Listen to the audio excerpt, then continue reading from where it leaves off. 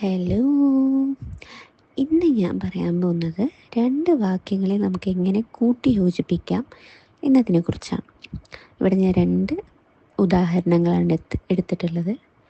ഒന്നാമത്തെ this is the violin, രണ്ടാമത്തെ I boat it yesterday. അപ്പോൾ 2 വാക്യങ്ങളാണ് ഇവിടെ ഉള്ളത് അല്ലേ.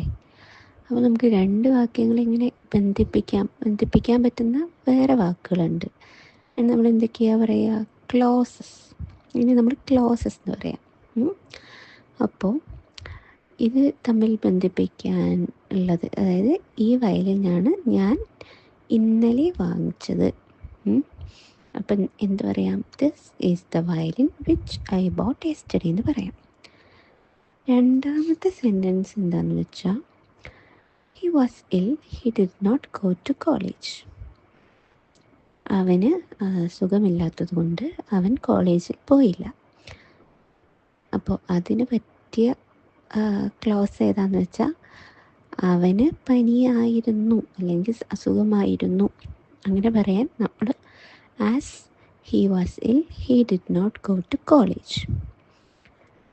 ഇനിയുള്ള സെൻറ്റൻസ് നിങ്ങൾക്കുള്ളൊരു വർക്കാണ്. എന്താണ്?